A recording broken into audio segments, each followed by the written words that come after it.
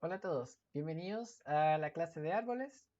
Hoy día vamos a continuar viendo lo que estuvimos viendo en introducción a grafos de la clase pasada. Y bueno, como introducción al tema de árboles, a diferencia de, y también lo vamos a mencionar, en estructura de datos, donde uno avanza típicamente de árboles a grafos, nosotros fuimos viendo el caso general, que es un grafo, y vamos a llegar a notar que los árboles son, de acuerdo a las definiciones, que las vamos a ver en unos segundos, un caso particular de grafos. Entonces vamos a empezar a analizar y a revisar el contenido de hoy. Bueno, si tenemos un grafo T, que va a ser compuesto por un conjunto de vértices y de arcos, podemos definir que va a ser un árbol si, y aquí vamos a empezar a listar varias propiedades. La propiedad T1, T es conexo. Eso quiere decir que cada uno de los vértices tiene que tener alguna conexión con otro vértice. Y además, en la propiedad 2, T2, no hay un ciclo en T. O sea, vamos a sacar varias conclusiones a partir de esto o varias otras propiedades a partir de la T2, pero es súper importante de que a diferencia de los árboles vistos en estructura de datos, nosotros partimos con el caso general que es un grafo y ahora estamos particularizando y definiendo y restringiendo en general propiedades para definir cuándo algo es un árbol. Vamos a llamarle a los vértices de distintas formas. Vamos a partir con una definición más sencilla. Vamos a llamar hoja a un vértice que tenga grado 1 y en caso contrario le vamos a llamar vértice interno. Vamos a ver más adelante que de acuerdo a ciertas aplicaciones también van a salir las raíces, los hijos, los descendientes y así. Y varias aplicaciones que van a ser súper interesantes desde el punto de vista del análisis de lo que podemos hacer con árboles. Otras propiedades que podemos revisar en árboles, tenemos la propiedad 3. Para cualquier par de vértices, solo va a existir un camino simple entre ellos. ¿Qué quiere decir eso? Que solo hay una forma de llegar a algún vértice. Y esto obviamente va en la línea con la propiedad 2.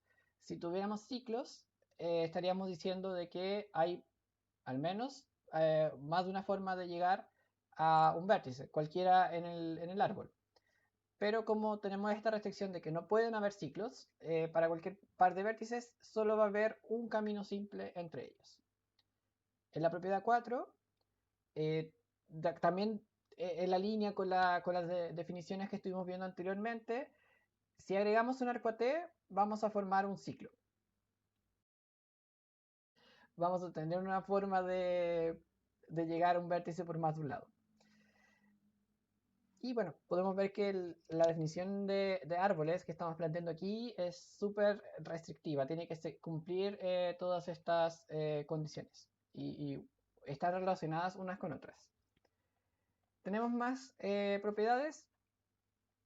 Además se cumplen estas propiedades. La propiedad 5, si eliminamos un arco, van a quedar dos componentes que son árboles. ¿Qué quiere decir esto? Que estamos imaginemos que tenemos un árbol que cumpliendo con todas las definiciones vistas hasta el momento, le quitamos un arco, lo cortamos, ¿y qué es lo que nos va a quedar? Nos va a quedar dos componentes que también van a cumplir con las propiedades. Van a tener, eh, no van a tener ciclos, van a tener componentes conexas, van a ser en sí dos árboles. Y va en lo contrario con la propiedad 4 que se refería a agregar un arco. Entonces, si eliminamos un arco, vamos a definir dos componentes que van a ser árboles. En la propiedad 6, un árbol con al menos dos vértices tiene al menos dos hojas. Podemos ver el caso base aquí. El caso base sería simplemente dos vértices unidos por un arco. Y eso es un árbol, también es un grafo. Pero el caso base en este caso sería dos vértices. Cada vértice va a tener grado 1, entonces le vamos a llamar hoja a cada uno de ellos. Y si hiciéramos una extensión natural de los dos vértices, por ejemplo, tenemos tres vértices y tenemos simplemente una línea, tendríamos también dos vértices que son hojas, perdón, y seguiría cumpliéndose la definición. La 7 es súper interesante, la verdad, la propiedad 7, porque hay una restricción también con la cardinalidad de los conjuntos de arcos y vértices. Lo que estamos diciendo en 7 es que la cardinalidad del conjunto de arcos es igual a la cardinalidad de los vértices menos 1.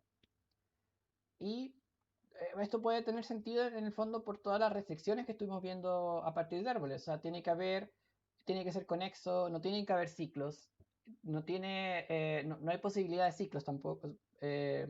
No hay posibilidad de ciclos.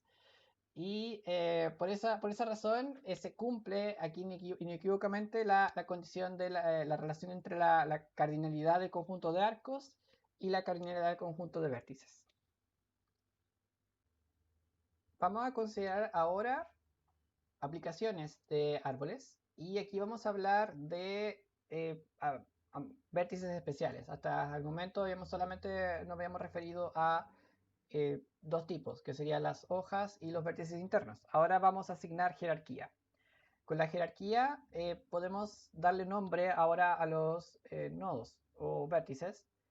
Le vamos a llamar la raíz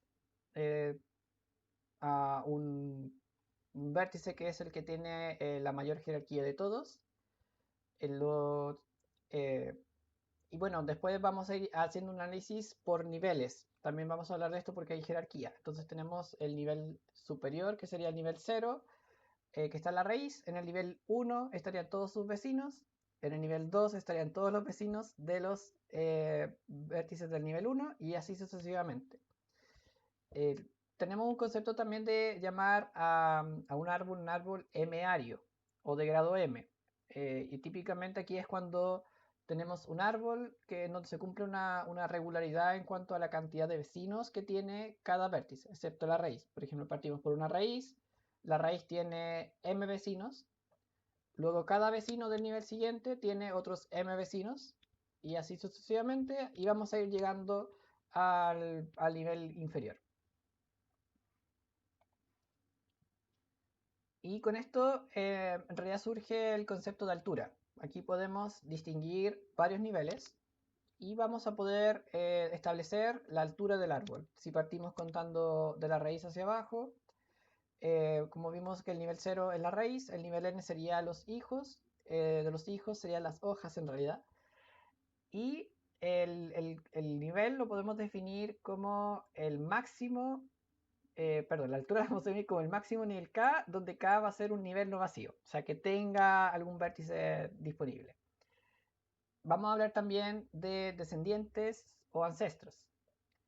Y vamos a hablar de posiciones, o sea, niveles jerárquicos. El descendiente sería un vértice que está abajo de otro vértice en los niveles. Un ancestro sería el que está arriba. Podemos hablar también de padres e hijos, vecinos que sean como vecinos directos, que están en niveles contiguos. Y básicamente al establecer la raíz y la jerarquía, estamos poniéndole nombre a los vértices, estamos definiendo un cierto orden. Y esto nos va a servir para hacer mucho análisis con varias aplicaciones que son interesantes que vamos a ver ahora, solo por el hecho de tener la jerarquía. Veamos entonces un algoritmo para poder recorrer árboles con raíz. Este algoritmo está planteado, si lo podemos ver bien, en forma recursiva. Partimos por recorrer un árbol. Típicamente vamos a partir por un vértice B y tenemos dos opciones.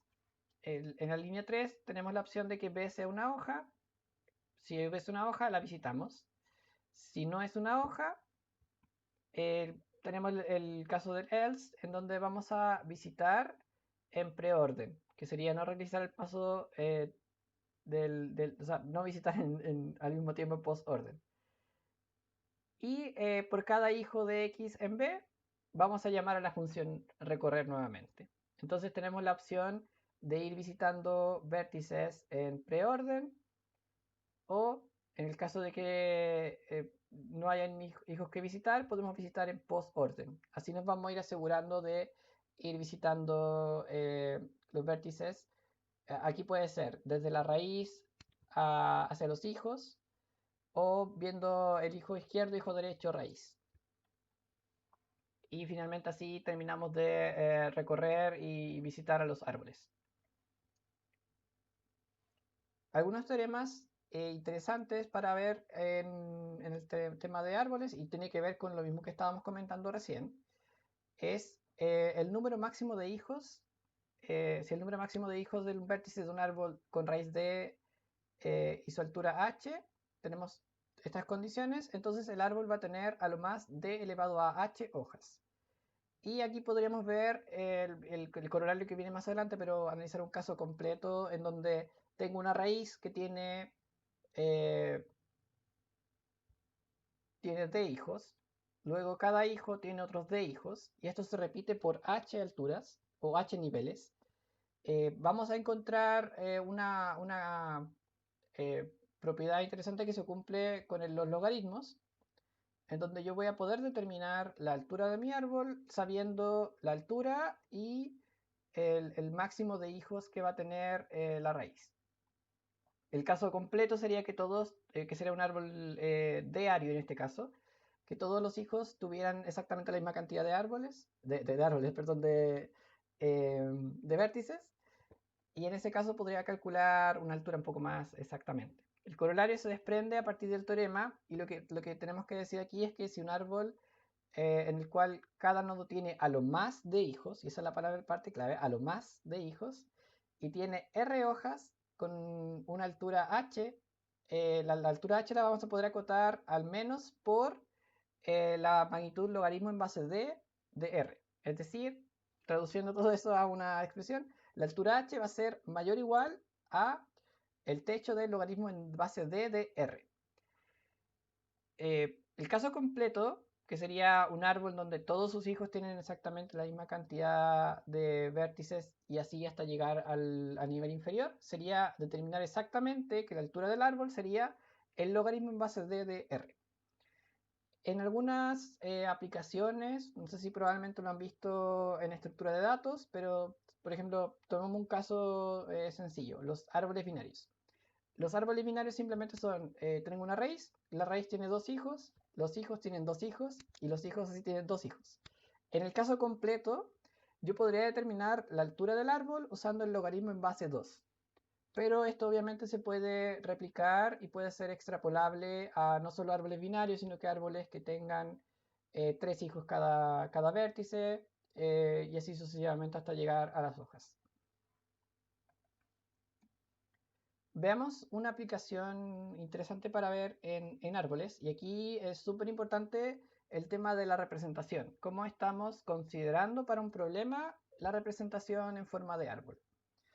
Tenemos aquí que representar en el árbol una secuencia de decisiones. Tenemos que comparar, tenemos que hacer evaluaciones y tenemos que ir anotando en niveles inferiores los posibles resultados. Entonces vamos a ir haciendo una exploración de cómo vamos tomando decisiones, qué va pasando si es que se van cumpliendo algunas evaluaciones que tenemos que hacer, y podemos ir definiendo posibles resultados también. Entonces, en este ejemplo, imaginemos que tenemos dos números A y B. Por el lado izquierdo, yo puedo decidir qué pasa si al comparar dos números, no sé, el A es menor que B. Tengo otra decisión, qué pasa si es igual. Y la otra decisión, qué pasa si es mayor. Y ahí voy evaluando, puedo ir tomando distintos caminos y generando una respuesta en base a lo que voy evaluando. Entonces tenemos la pregunta aquí de cómo sería el árbol de decisión para ordenar tres números A, B, C diferentes. Tomemos el caso de que son diferentes, entonces para simplificar un poco, el caso igual que está aquí no lo vamos a considerar. Según lo que estamos viendo acá, vamos a tener como supuesto analizar tres números distintos, n igual 3, pero la posibilidad de comparar va a ser de dos en dos siempre. Entonces vamos a tomar los mismos caminos, los mismos ejemplos de acá. El camino de la izquierda va a ser qué pasa si el primer valor es menor que el segundo. El camino de la derecha es qué pasa si el primer valor es mayor que el de la derecha. Y así tenemos este árbol que sería la toma de decisiones que tenemos que realizar y comparar para poder sacar todos los casos posibles. Vamos a revisar la raíz primero. Tengo que comparar A con B. Entonces, esa sería mi primera decisión. Hacia la izquierda me van a ir todos los casos en donde A es menor que B. Hacia la derecha se van a ir todos los casos en donde A es mayor que B. Partamos por la izquierda. Entonces, analicemos este caso primero. A en este caso sería menor que B. Ok, tenemos un camino posible, estamos tomando una decisión. Lo que nos queda ahora, como todavía tenemos otro valor por comparar, ahora tenemos que comparar B y C. Entonces, ¿cuál es la relación entre B y C? ¿Cuál es mayor? ¿Cuál es menor? Lo tenemos acá en las decisiones. Si nos vamos hacia la izquierda nuevamente, tenemos el caso en donde B es menor que C. Entonces, de esta decisión yo sé que A es menor que B, y de esta yo sé que B es menor que C hacia la izquierda. Por lo tanto, ya resolví el problema de ordenar. Aquí tengo una salida que sería, los números están ordenados como A, B o C. Si B es mayor que C, en realidad ahora necesito comparar A con C. Y ahí se dan los dos escenarios posibles, en donde aquí A es el menor y acá C es el menor. Entonces acá la decisión que tomo es que en realidad el B era el mayor entre los dos. Si nos vamos por el camino de la derecha, tengo los mismos casos, pero podría decir que como que están en espejo. Eh, Acá tengo la decisión de que, bueno, A es mayor que B y acá B es mayor que C. Entonces los números quedaron ordenados como C, B, A, que sería el A es el mayor de todos, luego el B y luego el C. Y de la misma forma que lo vimos al otro lado, si esto no es cierto, no tengo la respuesta más rápida, tengo que ir a comparar A con C nuevamente y así genero dos casos posibles, en donde voy a ordenar, bueno, en este camino yo sé que B es el menor de todos, pero yo no sé cuál es la relación entre A y C y con esto tomo la decisión. Entonces, en este camino, el A es el menor que el C y en este camino C es menor que A. Y así yo puedo armar en esta representación el algoritmo de ordenamiento en donde voy a poder ir tomando todas las decisiones para ordenar estos tres números comparando de dos en dos.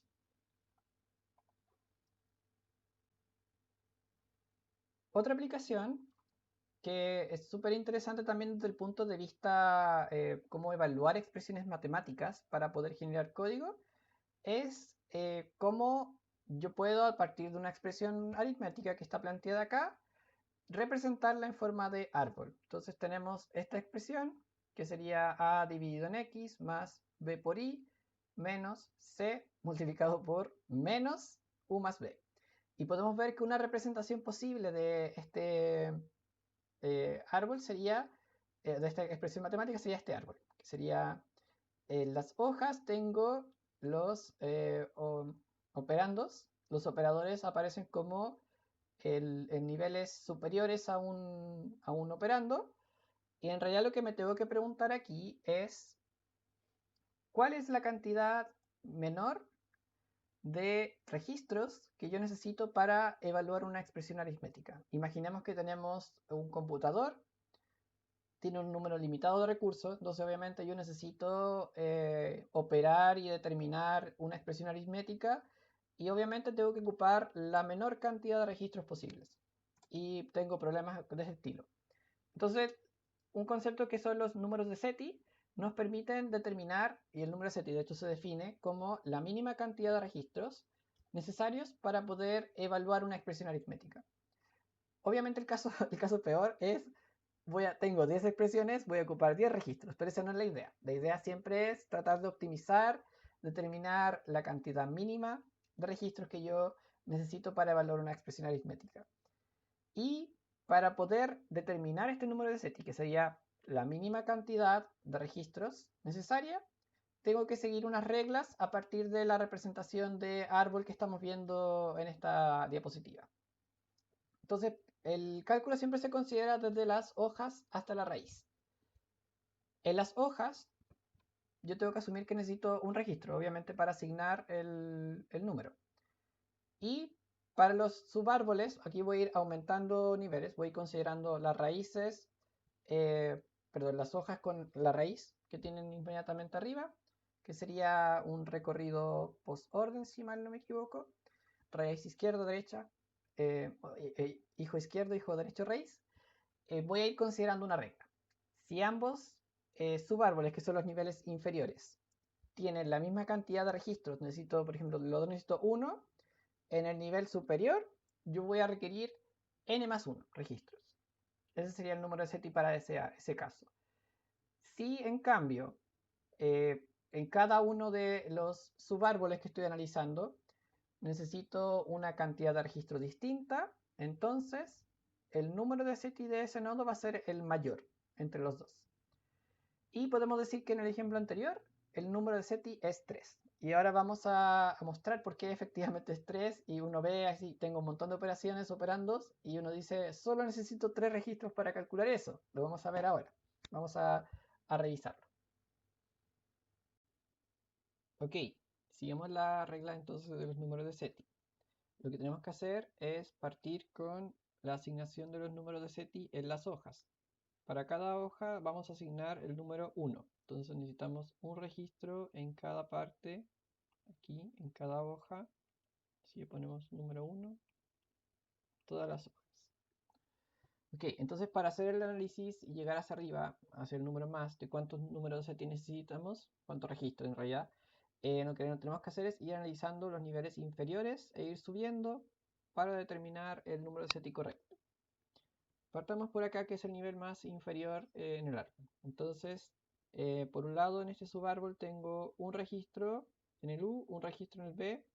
Para determinar el número de SETI del signo más, uso la regla dada en el enunciado.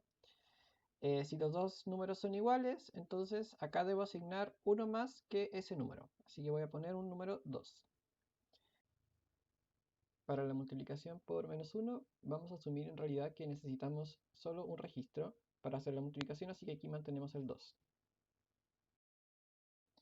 Luego acá me encuentro en que para poder determinar el número de SETI de este signo de multiplicación, por un lado tengo el número de SETI que es 1 y por el otro lado 2.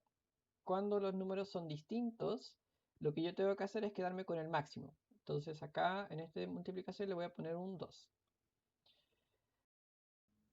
Luego acá tengo el mismo caso base inicial, como tengo que B e Y necesitan un registro, en el nivel inmediatamente superior necesito uno más, así que voy a poner un número 2. Acá tengo otra vez en el signo menos el mismo número, tengo dos registros por este lado, dos registros por este lado, por lo tanto el número de SETI de este signo menos sería uno más a este valor, así que pongo un 3. Antes de calcular este más, tenemos que irnos a este lado de acá, donde, bueno, de nuevo tenemos el A tiene un número de SETI igual a 1, el X tiene un número de SETI igual a 1, por lo tanto la división acá es 2, es decir, 1 más lo que tengo abajo.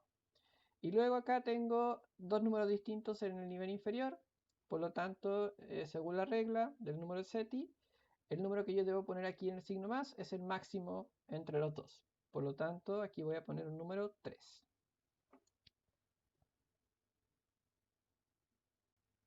Bueno, aquí tenemos el resultado de la asignación de los números de SETI. Podemos ver que en las hojas teníamos 1 y así vamos a ir aumentando los números hasta llegar a 3, que sería el nivel superior. Y esto ya nos permite ir haciendo o definiendo una secuencia de instrucciones en la cual vamos a poder determinar esta expresión aritmética y calcular el valor. Entonces, si yo tuviera que programar instrucciones de código a nivel de máquina, yo puedo tener disponible operaciones, dos tipos de operaciones. Sería el move, que sería una asignación simplemente de un valor a un registro. Y las operaciones matemáticas, que también pueden estar definidas para una máquina. Tengo la suma, la multiplicación, la división, la resta. Y esas requieren definir en dónde voy a asignar el registro, que sería el primer parámetro aquí, y cuáles son los operandos. Entonces vamos a revisar efectivamente cómo con tres registros yo puedo ir calculando esta expresión aritmética. Aquí la recomendación siempre es partir por el árbol o el nivel más profundo e ir subiendo hacia la raíz. Entonces, la primera instrucción debería ir con este U y B. Lo primero que hacemos es hacer dos asignaciones. Necesito dos registros, un registro 0 y un registro 1, a los cuales les voy a asignar el valor U y B. Si analizamos hasta este nivel, el número de SETI es 1, o sea, necesito un registro para este árbol, que es compuesto solamente de una hoja, y para este árbol. En el nivel superior, ahora tengo una operación de suma. La suma voy a asignar en uno de los registros, que es R0, el resultado entre R0 y R1. No es necesario definir un registro 2 porque obviamente el resultado de la suma voy a utilizar una de las dos variables que ya tengo disponibles para guardar el resultado. Entonces por esa razón hasta este punto el número de SETI es 2. Necesito un registro, bueno, tengo todos dos registros y en uno de ellos voy a guardar el resultado. Luego, si voy subiendo por el árbol, la siguiente operación aquí es una multiplicación por -1 para aplicar este menos acá. Entonces puedo simplemente asumir que el signo menos está definido a asignar, en vez de asignar un registro, directamente el -1, porque yo sé que el signo negativo es -1. Voy a operar ahora multiplicando R0 con -1 y se lo voy a asignar a R0. Y en R0 hasta el momento tengo condensado toda esta operación. Y hasta el momento he ocupado dos registros. ¿Qué hacemos ahora? Para poder calcular este producto necesito primero asignar a R1, que ahora está libre porque ya guardamos los resultados en R0, voy a asignar C. Entonces no necesitamos de nuevo, no tengo que asignar un tercer registro porque ya R1 está disponible, se lo puedo asignar y acá le asigno el C. Y para poder operar ahora este producto, acá tenemos un caso en donde los subárboles que estábamos acá tenía un número de SETI 1, un número de SETI 2, entonces la cantidad es el máximo entre los dos, sería 2. Y acá voy operando, entonces puedo multiplicar R0 por R1 y el resultado lo voy a guardar en R0 y sería acá. Entonces hasta el momento en R0 estoy guardando toda esta operación y hasta el momento he ocupado dos registros, como podemos ver. Ok, sigamos subiendo por el árbol. Entonces para poder llegar a este nodo, acá a este vértice, necesito primero operar este subárbol de acá. Entonces acá aparece un 3, de hecho, nos está diciendo que voy a necesitar ocupar un registro nuevo. ¿Por qué? Porque necesito un registro para guardar esta operación, y necesito operar acá. Para operar acá voy a partir con un registro en B y Y que está acá, voy a asignárselo a un R1 y R2, y el resultado de esa multiplicación la voy a calcular acá, pero voy a guardarla solo en R1. Entonces R1 va a guardar el resultado entre R1 y R2. Y acá, bueno, este es el otro caso donde los subárboles inferiores tengo números de SETI iguales, entonces el número de SETI que voy a determinar acá sería 3, que sería 1 más el valor que tengo acá. Entonces en la resta, simplemente ahora voy a restar R1 con R0 y lo voy a guardar en R0. Nótese que hasta acá hemos ocupado R0 para almacenar todo esto, pero para poder llegar a eso necesité llegar a tres registros. R0, R1, R2. Entonces el número de SETI me va a ir diciendo la cantidad mínima de registros que necesito en cada paso. Bueno, ahora para calcular el más que está aquí en la raíz, primero tengo que operar acá. Y bueno, como ya tengo el R0 ocupado para todo este subárbol, voy a ocupar R1 y R2 para asignar A y X, que es lo que está acá. Voy a hacer la división, entonces con la división voy a asignar en R1. Y R1 tiene esta operación, R0 tiene esta operación. Entonces para la suma puedo simplemente guardar en R0 la operación, la suma entre R0 y R1. Y de esa forma acabo de calcular numéricamente esta expresión. Podemos decir a nivel de máquina, existe una máquina que es la que está haciendo esta operación y solo necesité tres registros. Y ese caso sería como el caso óptimo.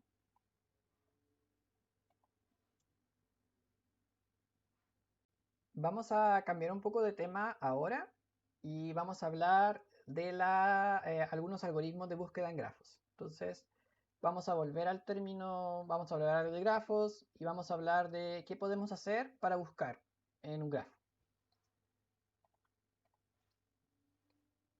En muchas ocasiones entonces queremos recorrer el grafo y buscar algún nodo en particular. Para eso tenemos dos tipos de búsqueda. Tenemos la búsqueda en profundidad y la búsqueda a lo ancho. Cada una tiene sus propias particularidades y vamos a hacer el análisis ahora de todos los casos. Bueno, partiendo primero por la búsqueda en profundidad, la idea de este algoritmo sería partir por un vértice, visitar el vecino de este y luego continuar visitando el vecino de este, hasta ahí, hasta llegar a algún punto en donde llegamos a un vértice que ya fue visitado o no podemos continuar porque es un camino sin salida. Para luego, si llegamos a este caso, tenemos que ir devolviéndonos a los vértices anteriores y continuar con el siguiente vecino. Yo podría definir una búsqueda en profundidad con una palabra que sería intensivo. O sea, me voy, reviso todos los vecinos de los vecinos, vecinos de vecinos, vecinos de vecinos, hasta que ya no hay más opciones. Si tuviéramos que definir el algoritmo en palabras, tenemos dos pasos. Podemos elegir un vértice B como punto de partida y marcar luego el B como visitado y considerar recursivamente, y aquí tenemos una opción recursiva de hacerlo, a todos los vecinos de B. La recursión va a terminar cuando efectivamente el vértice al que lleguemos ya fue visitado o no podemos continuar porque no hay un camino posible para seguir.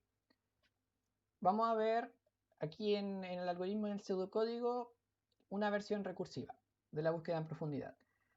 Le ponemos las letras de FS por el nombre en inglés Deep First Search.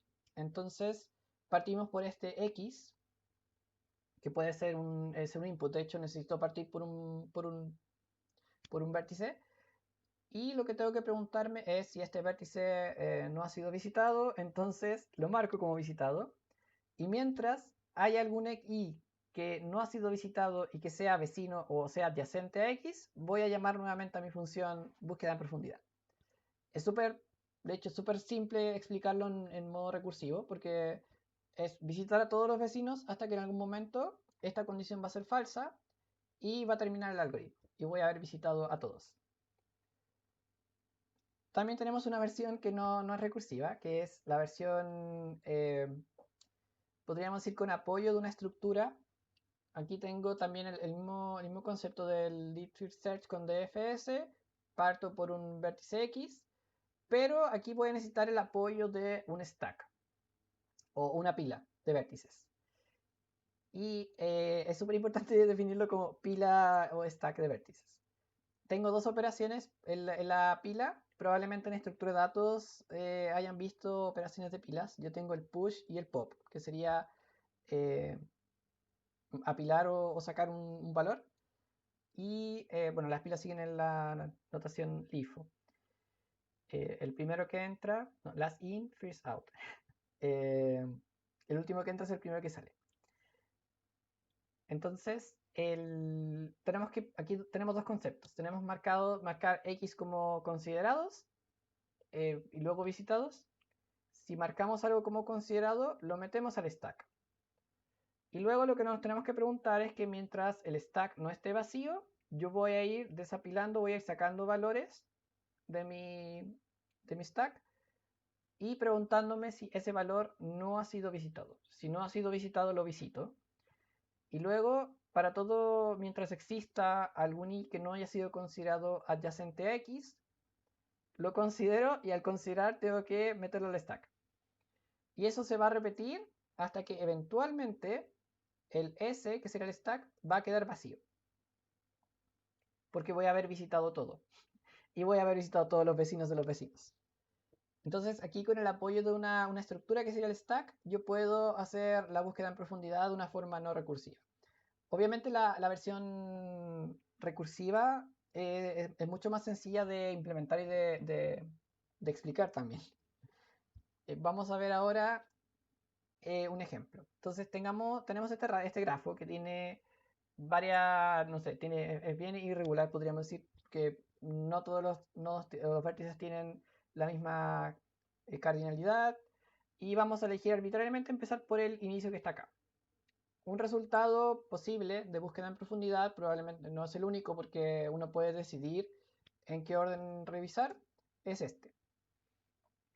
Y aparecen enumerados los arcos perdón, los vértices aparecen enumerados en el orden en el que los voy visitando. Entonces, si parto por 1, mi objetivo aquí es visitar algún vecino no visitado anteriormente adyacente a 1. Entonces voy a visitar 2. El objetivo sigue siendo el mismo, entonces de 2 voy a visitar 3. De 3 voy a visitar a 4. Y acá nos vamos a poner interesantes para poder ver cómo funciona el algoritmo. Voy a elegir un camino que obviamente podemos ver que al futuro no tiene salida. Entonces de 4 voy a 5, 6, 7.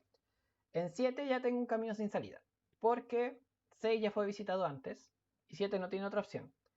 ¿Qué pasa en esos casos? Me tengo que ir devolviendo. En recursividad lo podemos ver como termina esa parte y devuelvo a la llamada anterior. Entonces de 7 me devuelvo a 6. Pero 6 también está en el mismo caso que 7. Tiene dos vecinos ya visitados. Me devuelvo a 5. 5 está en la misma situación de 6. Me devuelvo a 4. Y el 4 tiene un vecino que no ha sido visitado, entonces lo marco como 8. Entonces de 4 voy a seguir acá a 8, de 8 a 9, 9, 10. Y acá va a pasar lo mismo que pasaba en el caso de arriba, pero aquí no es que tenga un camino sin salida, sino que todos los vecinos posibles ya fueron visitados anteriormente. Entonces me tengo que devolver. De 10 me devuelvo a 9, que no tiene opciones, me devuelvo a 8, que no tiene opciones, el 8 me devuelve al 4, y recuerdo que el 4 estaba viendo vecinos. El 4 ya se le acabaron los vecinos, entonces me tengo que devolver al 3. Al 3 también se le acabaron los vecinos visitados, me devuelvo al 2. Y acá recién voy a volver a poder visitar vecinos. Entonces de 2 me voy acá, a este vecino que lo numero como 11, y luego 12. Y así finalmente termina la búsqueda en profundidad y podemos ver en la nota que no todos los arcos fueron utilizados. Hay arcos segmentados que estaban disponibles pero no se utilizan.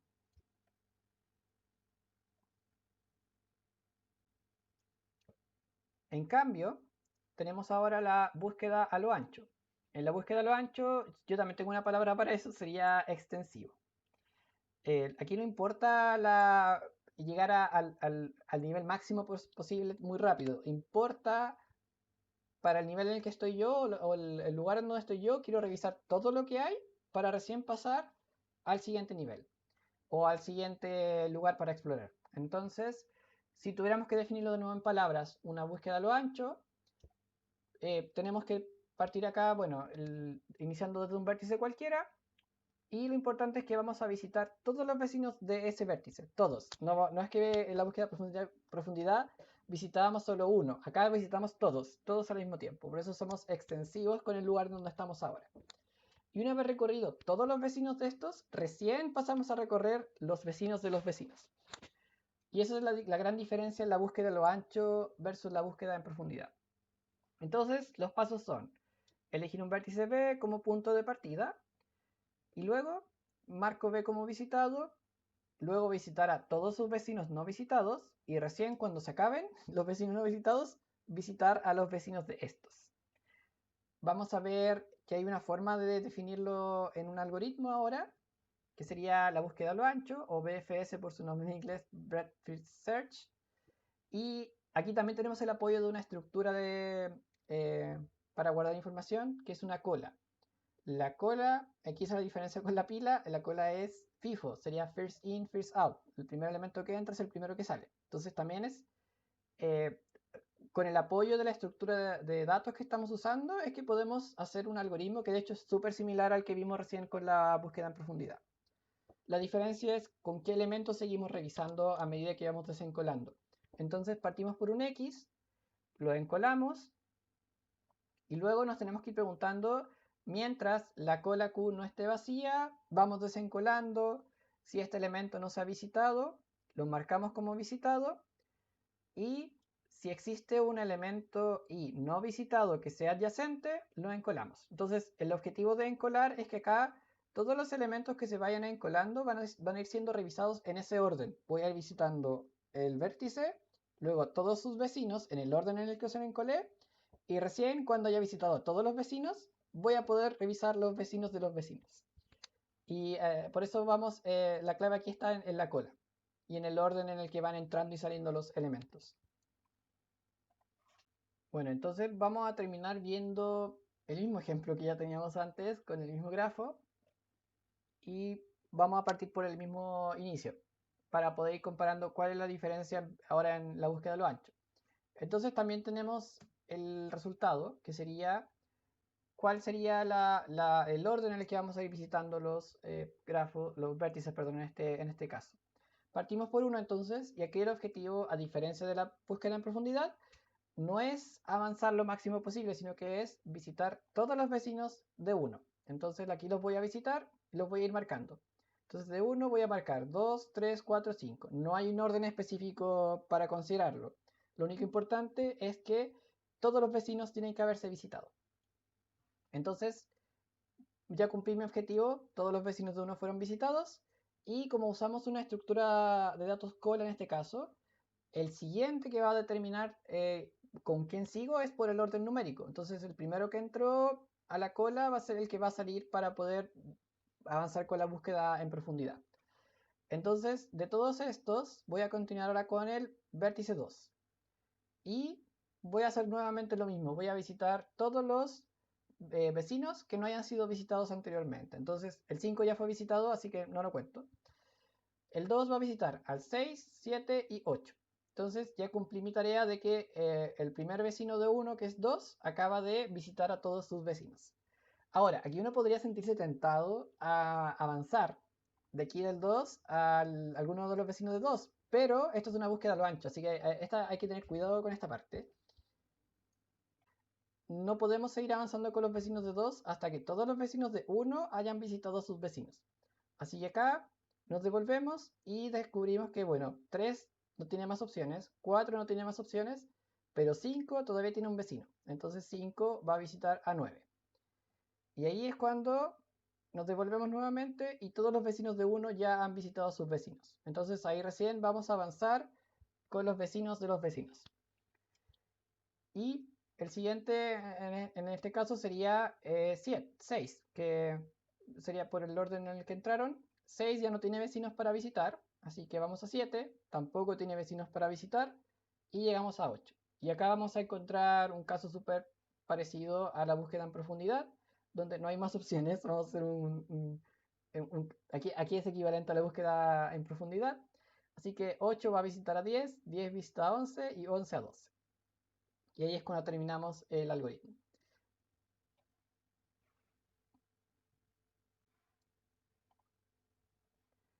Bueno, para terminar vamos a hacer una comparativa entre la búsqueda a lo ancho y la búsqueda en profundidad. Básicamente ambos están haciendo lo mismo, solo que la única diferencia es el orden en el cual se van procesando los vértices. Ambos van a llegar a todos los vértices, obviamente, porque estamos haciendo una búsqueda, todos van a cumplir el objetivo. La diferencia es en cuánto tiempo van a llegar a todos los vértices. Va a cambiar mucho dependiendo de cuál es el vértice inicial y cuál es lo que estoy buscando. Entonces, son básicamente programas similares, son algoritmos similares como vimos. La diferencia era la estructura de datos que estábamos usando, un stack o una cola. Y por lo general la búsqueda en profundidad es más simple de programar, básicamente por la definición recursiva que le dimos, puede ser súper sencillo hacerlo. La complejidad también es similar. Así que como conclusión, si lo que interesa es una solución cualquiera, podemos usar la búsqueda en profundidad. Pero si nos interesa la mejor, y bueno, aquí tenemos que ver la más cercana al vértice, nos interesa la búsqueda a lo ancho. Eh, y bueno, ahí va a depender mucho en dónde parto, qué tanto quiero avanzar. Y bueno, hay mucho análisis para hacer, pero pudimos ver que al hacer una búsqueda, en general, tenemos estos dos enfoques que son diametralmente opuestos. Uno se encarga de llegar lo más profundo posible, lo más pronto, y el otro explorar todo lo que tengo, lo más cercano, lo más pronto. Entonces, ahí igual hay que hacer un análisis de qué es lo que necesito para algún tipo de problema. Ok, entonces con eso estamos terminando la clase de hoy, así que nos vemos a la próxima.